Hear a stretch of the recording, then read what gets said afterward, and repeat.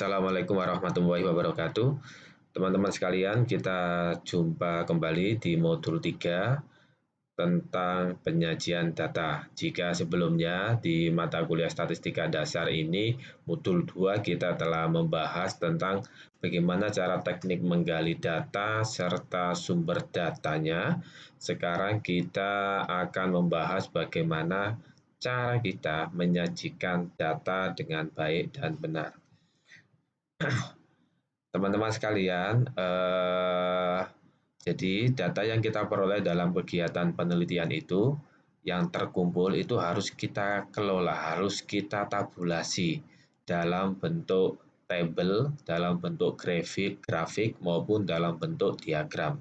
Nah, melalui tabel, grafik, dan diagram ini, kita berharap bahwa data akan terkategorisasi dengan baik, sehingga jika kita sajikan, orang bisa dengan mudah melihat karakteristik data tersebut. Atau secara sederhana, orang akan memperoleh informasi penting yang mau kita sampaikan melalui data kita. Saya lanjutkan. Bentuk pertama penyajian data adalah dalam bentuk tabel. Teman-teman sekalian, tabel adalah penyajian data yang berbentuk kolom dan baris.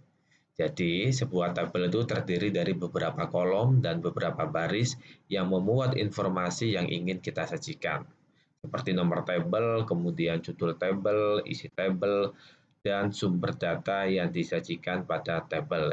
Ini saya sajikan sebuah contoh. Jadi, ketika kita mau menyajikan data, itu tidak dibenarkan jika yang kita sajikan hanyalah kolom dan barisnya saja. Namun, data tersebut harus kita kasih judulnya. Judulnya apa? Nah, sebagai contoh ini adalah judul datanya adalah latar belakang pendidikan mahasiswa UNU Jakarta. Dan sumber datanya diperoleh dari bagian kemahasiswaan UNU Jakarta, misalkan. Nah, ini adalah kita menyajikan data dalam bentuk tabel. Nah, ini adalah penyajian data yang pertama dalam bentuk tabel. Apa yang penting atau apa manfaatnya ketika kita menyajikan data dalam bentuk tabel? Manfaatnya adalah sebagaimana contoh yang saya sajikan, dengan bentuk tabel ini saya bisa membaca tren calon mahasiswa unusia yang lulusan SMA itu berapa orang. Setiap 4 tahunnya ini mengalami peningkatan atau penurunan. Begitu pula dengan calon mahasiswa dari lulusan SMK. 4 tahun terakhir ini mengalami peningkatan atau penurunan. Begitu pula yang lulusan madrasah aliyah. 4 tahun terakhir ini mengalami penurunan atau peningkatan. Bahkan persentase berapa peningkatan setiap tahunnya juga bisa saya analisis.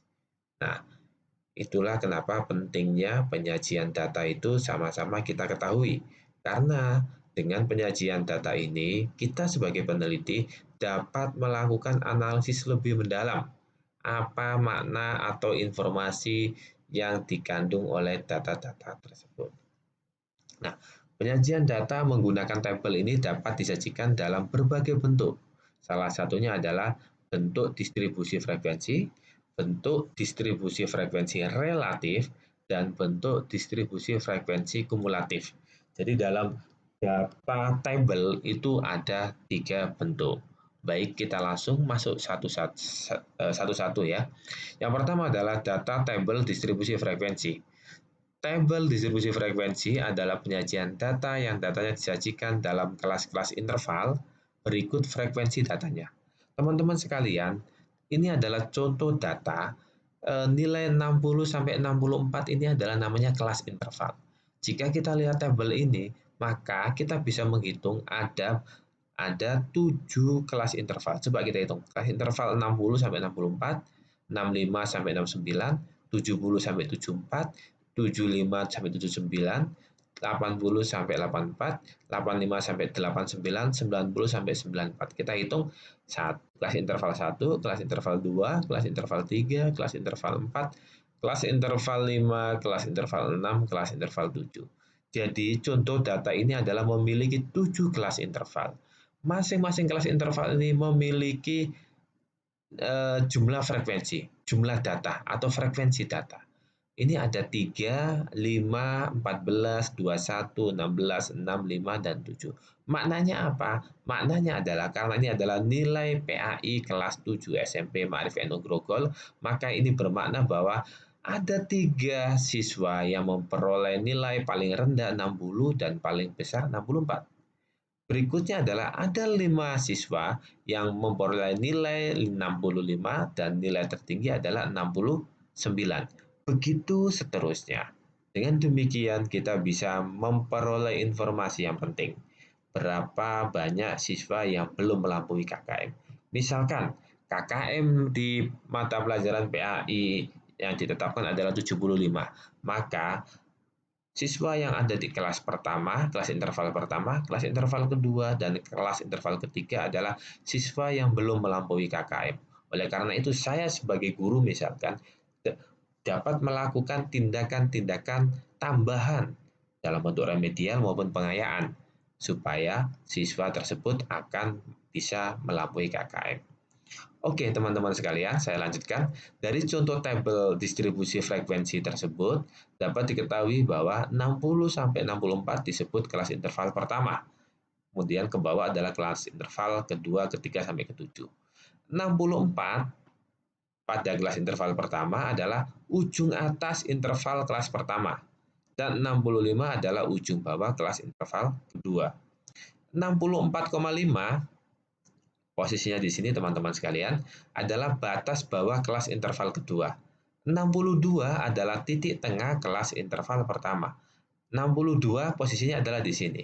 Jika kita lihat panjang kelas interval ini, kita bisa menghitung 60, 61, 62, 63, 64. Panjang kelas interval ini ganjil. Untuk memperoleh titik tengahnya sangat mudah sekali. Kita tinggal melihat angka ganjilnya berapa di tengah, angka nomor tiganya berapa. Jika 60 sampai 64, maka angka ganjilnya adalah 62. Jika 65 sampai 69, maka angka ganjilnya atau titik tengahnya adalah 67. Jika 70 sampai 74, maka titik tengahnya adalah 72. Begitu seterusnya. Nah, informasi-informasi A, B, C, D ini adalah penting untuk teman-teman ketahui jika teman-teman ingin menyajikan data tabel dalam bentuk distribusi frekuensi. Nah, pertanyaannya adalah bagaimana cara membuat distribusi frekuensi? Berikut saya beri contohnya. Misalkan kita memperoleh nilai nilai PAI tadi adalah sebagaimana tersaji dalam gambar ini. Ada yang dapat nilai 70, 77, 84, 79, 81, seterusnya.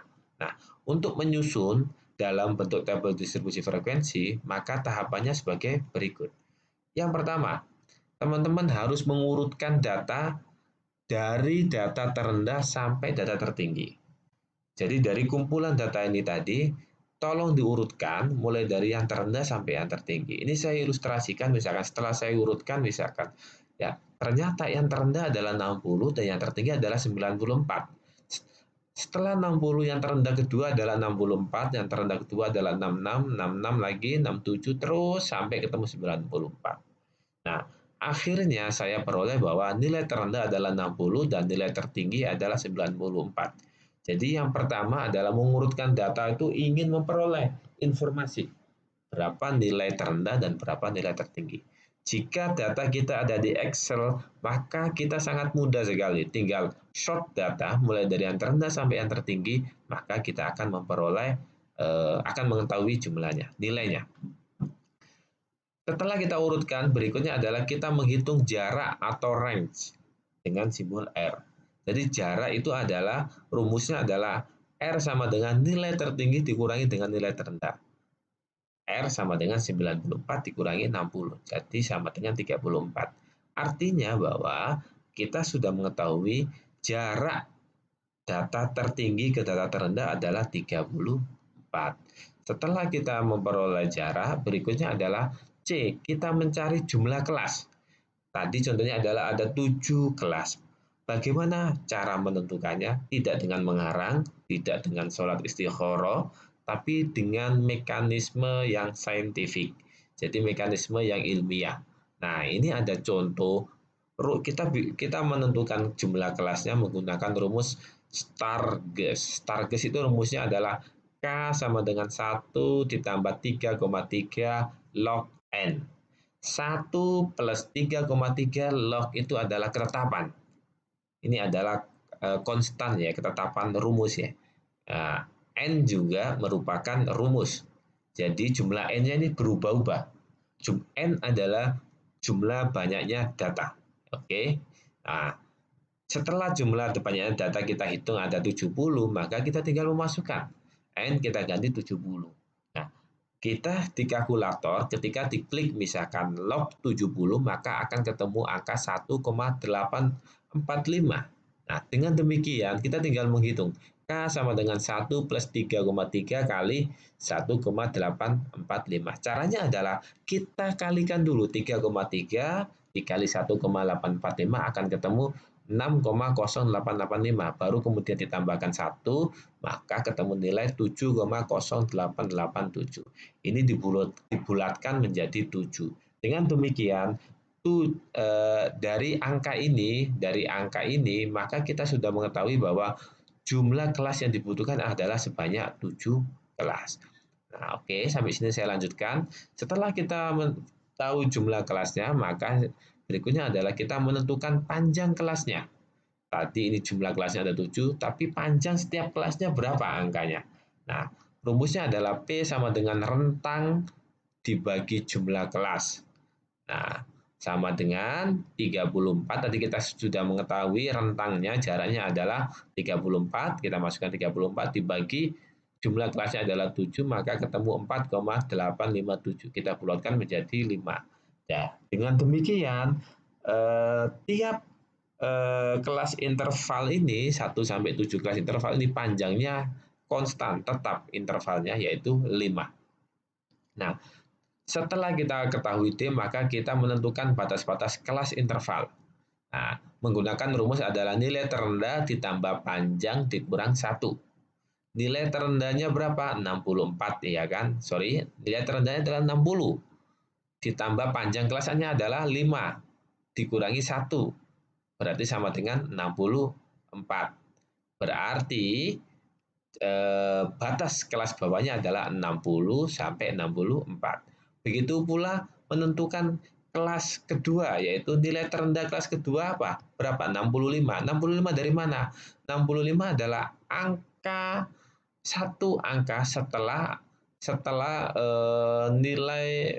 batas atas kelas sebelumnya. Batas atasnya 64, maka kelas berikutnya batas bawahnya adalah 65. Rumusnya sama, 65 nilai terendah ditambah panjang ditambah 5 dikurangin 1 ya kan sama dengan 69. Berarti kelas interval kedua nilai terendah batas bawahnya adalah 65, batas atasnya adalah 69. Seterusnya sampai kemudian yang terakhir adalah kelas interval ketujuh, batas bawahnya 90, batas atasnya 94. Nah, setelah memperoleh ini, maka kita sudah mengetahui kelas interval untuk 70 data tadi. Nah, setelah itu kita masukkan kelas interval, kemudian berikutnya adalah secara manual kita bisa melakukan ini, kita menghitung ada berapa banyak nilai yang berada di antara 60 sampai 64. Nah, kita lihat data yang pertama tadi, misalkan dari data ini berapa banyak yang skornya adalah berada di antara kelas interval 60 sampai 64. Ini saya sudah bikin, ada yang dapat nilai 60, ada yang dapat nilai 64, berarti ada 2 orang, ya kan? Kemudian yang ada di antara nilai 65 sampai kelas interval kedua, misalkan 65 sampai 69, ada berapa orang ya tinggal dihitung ya. Nah, kemudian akhirnya ketemu ada frekuensi untuk siswa yang dapat nilai 60 sampai 64 adalah 2 orang, kelas interval keduanya adalah ada 6 orang, 15, 20, 16, 7, 4. Totalnya ada 70. Nah, dengan demikian maka kita sudah bisa membuat tabel distribusi frekuensi. Jadi, cara membacanya adalah ada 2 siswa yang mendapatkan nilai paling rendah 60, paling tinggi 64.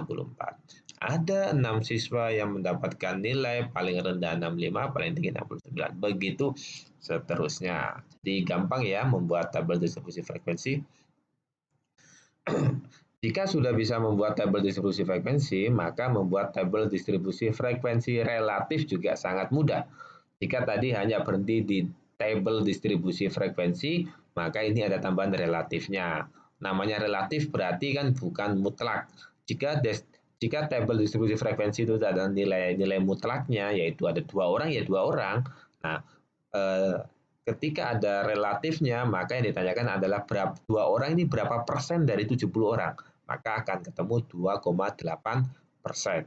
6 orang ini berapa persen dari 70 orang, maka ketemu 8,5%. Nah, jadi distribusi frekuensi relatif adalah persennya, berapa persen dari keseluruhan data tersebut. Sangat mudah sekali ya. Oke, saya kira clear di sini. Kita lihat tabel distribusi berikutnya adalah tabel distribusi frekuensi kumulatif. Jika tadi tabel distribusi frekuensi, kemudian tabel distribusi frekuensi relatif, sekarang adalah tabel distribusi frekuensi kumulatif. Penjelasannya adalah bahwa tabel ini adalah distribusi yang frekuensinya diperoleh dengan cara menjumlahkan frekuensi demi frekuensi. Frekuensi sebelumnya diperhitungkan untuk dijumlahkan dengan frekuensi pada kelas interval. Jenis distribusi frekuensi kumulatif adalah kurang dari dan lebih dari. Nilai yang menjadi patokan adalah nilai ujung bawah setiap kelas interval. Langsung saja ke contohnya. Nah, jika tadi misalkan kita memperoleh tabel distribusi frekuensi seperti ini, nah, cara membuat tabel distribusi frekuensi kumulatif kurang dari batas bawah interval adalah sebagai berikut. Kurang dari 60, ada berapa orang? 0 kan? Nggak ada kan? Karena kan di sini kan nilai terendahnya 60, kurang dari 60 kan 0 orang. Kurang dari 65, kurang dari 65 ada berapa? 2 orang. Kurang dari 70 ada berapa? 8 orang. Dijumlahkan ya. Kurang dari 75 ada 23. Nah, ini adalah distribusi frekuensi kumulatif kurang dari batas bawah interval. Berikutnya adalah tabel distribusi frekuensi kumulatif sama atau lebih dari batas bawah interval. Nah, ini contohnya, kalau ini kebalikannya yang tadi, 60 atau lebih. Siswa yang memperoleh nilai paling rendah 60 atau lebih dari 60 ya banyak, ada 70 siswa. Siswa yang memulai nilai 65 atau lebih adalah ada 68 siswa. 68 siswa dari mana? Misalkan siswa yang nilainya paling rendah 65 adalah sejumlah banyak siswa ini ya kan, kecuali yang ini kan paling rendah, ini kan siswa yang nggak sampai, yang nilainya di bawah 65, sedangkan yang ditanyakan adalah siswa yang nilainya paling rendah 65. Gitu ya logikanya ya. Oke. Setelah selesai tabel distribusi frekuensi, berikutnya adalah kita masuk misalkan grafik atau diagram. Penyajian data bisa dilakukan dalam banyak bentuk. Di samping tabel, data juga bisa disajikan dalam bentuk grafik atau diagram, yaitu memvisualisasikan data dalam bentuk diagram balok atau diagram garis. Dalam dunia penelitian, penggunaan grafik ini dikenal ada 3 jenis, yaitu histogram, poligon frekuensi, dan OGIF. Berikut contoh-contohnya. Nah, ini adalah misalkan kita memiliki data seperti ini, ya kan? Maka data ini kita ubah terlebih dahulu ke dalam bentuk tabel penolong seperti ini. Nah, teman-teman sekalian perlu diperhatikan, misalkan ini adalah kelas interval yang tadi kita susun. Nah, masing-masing kelas interval ini memiliki batas kelas bawah, batas kelas atas. Batas kelas bawah itu adalah untuk nilai interval 60, kelas interval 60 sampai 64 adalah 59,5. Kenapa 59,5? Karena rumusnya adalah batas bawah kelas adalah nilai bawah dikurangin 0,5. Ya, jadi 59,5.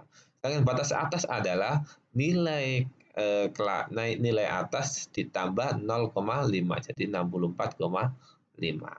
Nah, dengan demikian teman-teman bisa menentukan seperti ini. Nah, nilai tengahnya adalah 62 ya, sudah clear tadi sudah kita bahas ya nilai tengah ya. Frekuensinya adalah 2, kemudian frekuensi kumulatifnya adalah 3% dan seterusnya. Nah, rumus menghitung batas kelas teman-teman sekalian, batas kelas bawah sama dengan nilai bawah kelas dikurangi 0,5, tadi sudah saya jelaskan. Nah, rumus menghitung nilai tengah seperti ini. Jika panjang interval jumlahnya ganjil, maka angka yang letaknya di tengah menjadi nilai tengah. Contoh 60-64 memiliki panjang interval sebanyak 5, yaitu 60, 61, 62, 63, 64. Maka yang menjadi nilai tengah adalah angka 62.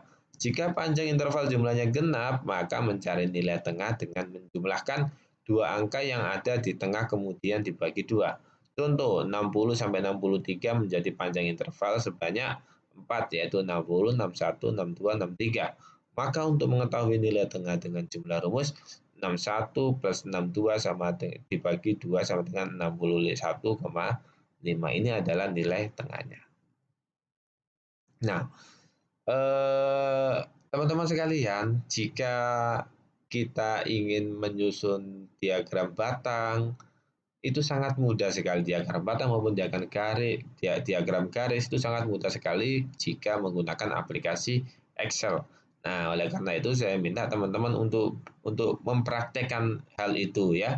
Nah, ini adalah aplikasi apa namanya data ini, misalkan di copy di Excel, kemudian silakan saja diakses apa namanya menu yang ada di Excel untuk membuat diagram.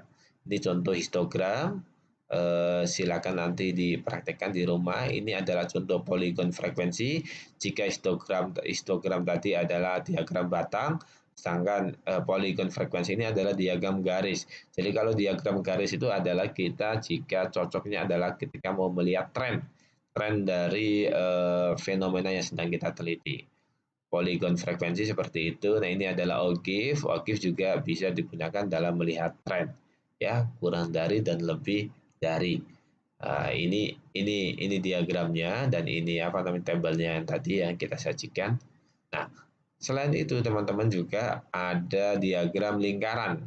Diagram lingkaran ini adalah penyajian data dari tabel distribusi frekuensi relatif yang disajikan dalam bentuk lingkaran yang terbagi sesuai jumlah kelas interval. Pembagian sudut lingkaran yang 360 derajat dibagi secara akurat dengan cara mengalihkan persentase frekuensi dengan 360 derajat. Ini adalah contohnya teman-teman sekalian bisa dipraktekkan ya dengan sangat mudah sekali. Nah, saya kira itu yang bisa saya sajikan. Terima kasih. Assalamualaikum warahmatullahi wabarakatuh.